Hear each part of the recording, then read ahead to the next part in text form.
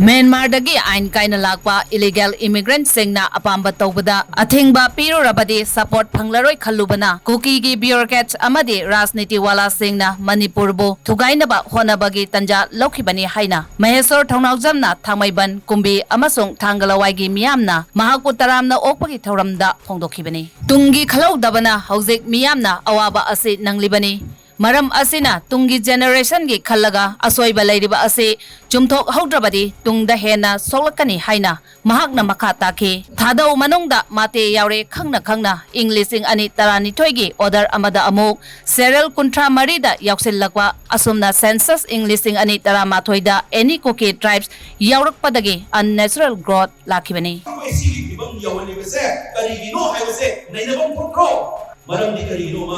Houzik naina hodraba laina amadi nare soide laina se compulsory phagani akoi lan so koi compulsory mai pakani atu koi naina ba mathau tai kari naina ba mathau tai hai ba damda kari thengdaru badagi na bano manusya soidam yu me amse na sawani masam dali jage 1949 da Manipur se Bharat ka merge ho gaya 1951 da Bharat की संविधान खोले constitution खोले भारत की चारों का constitutional right नसाइन आई जब schedule tribe से सी मणिपुर दगी करम मीन फंगदा बदोना कॉन्स्टिट्यूशन द खोलक मतमदा कांगो अहुम द खोले करीनो एनी कुकी ट्राइब हमगा एनी यूसाई ट्राइब हमगा एनी नागा ट्राइब हमगा अहुम से खोले नागा ट्राइब ना शेड्यूल ट्राइब फंगजबदी मरम फजरत चाय करीगिनो हाइबा मतमदा मकोई येलो की इंडिजिनियस की मकोई मरम फजर सारे नसाई खोले इबा एनी कुकी ट्राइब एनी लुसाई ट्राइब एंड खोले इबा से कुकी गा लुसाई गा चाप माने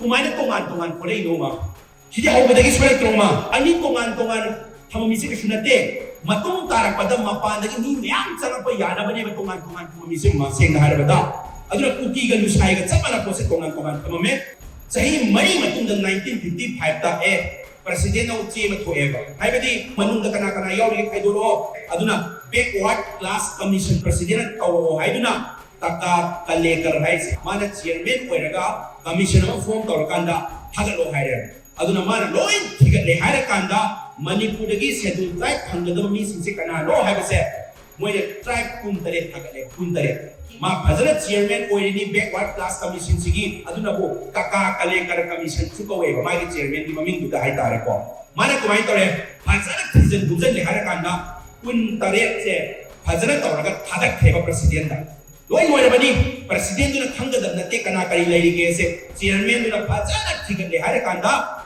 Masing Kuntare 20 Sabians and Tadak Trev Yam not from Hazara Mana Tadak Potonata Kulaka 1956 that's a hard photo or the Rowan Tolapamatam the Lee Masai Kuntareto Tolaka one Peripoli Kuntareto Kunmapan when Koleva Tagibadi Kuntaret Hatani Kunmapan Kumain Kole in Waraga Yengarumatam the Lee Ani Hapsalame Ani Sikarino any Mizo Lusai tribe Haromagane Zawamaga Salame Worst of the Gaida, any Mizolus high tribe had to like that, Zow had to like Devama. See at home, they got a Mamanga, Home Secretary or Kuki Mata, Tea gives Jensina, and he said, Happy you want a taller than they had. Any Kuki tribes I go break up. So, listening Aniga, Hunda, 2003 Sida, Amuchi and Omkole. Pull up a second or there. Nasai, a hand with the I go grab any Kuki tribe go. Channel number 33 any Kuki tribe and I'm Musi Amy. Nasai Loi Kaigo Hakanda, among known any Kuki tribe to have the layer. Tadao Manunda Mate Yaure had said 1956 Ministry of Law and Tomatanda, Kadogi, Subtribe Kuntale, Kuntaduda, Marakuda, serial number 18 the Mate Yaure had said, Yauzarabani Haitara. Although I am not in around Hangi Waliniko, in show Nisinganiga Trani 2012, Amuchi Tolapata Kedore. Kadao Yauna, serial number 34 da Mate and Tolebam. Adu Taraka Sum, Amam Hapsalikano, and then some Launa winning Mati winning Bradu, winning Brazo, winning Red, Adu Taraka, Mamma Webe Adre, any Kuki tax where Helasi, when the Mati, when you run the Mati, where Helasi, anyway the draw.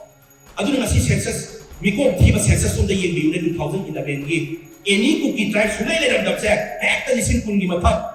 Adagi Mate, the Sinkungi Mata, Zap the Hengalaise. Illegal immigrants may have the option Laga, Lasagi, to pass of the Tauraga Sumakum Pana Drabina, tauning kusi nongay paining kusi tauning kusi praja tauning kusi taurakanda makoy gi dominant power ma siya na tawrakpani ma ay sa dati kay no mamana mamay na sana kay tar sigong mayam sa doon na kangini urini praja na kang dati amarom datong kangzat ay kaya siya ko Iray cha lay bini leaders niya do kay do bagi tumin lay rapi no hay dunia Admission open. Ningthausa Institute of Management and Computer Application NIMCA na yamlaba offer kaya puduna lakjare. Computer tamning ba ichil inaw amadi satra singna pau fawiro. Matam ga chunaraba anoba equipment amadi computer sing thambata natana experience level faculty sing na takjabani. Aikoigi certificate asi government di ministry kaya na recognize tawbata natana government job amadi private job animaki India kumbada valid oigani. Institution asina pizariba course sing adudi DCA Advanced DCA Certificate in Office Automation amadi Certificate in Photoshop ni. Amadi pizariba offers sing aduna free desktop set for ADCA and DCA student only.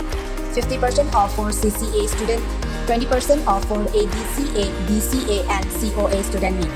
Agak mabasit masingi ngasi magminjan bihaw. Ako pamarol gidamak ay pwede address Malom Awang Legay opposite Army Gate Lakview. Natroga mobile number 8014291193. Natroga 9089740282 Davao Fawilo.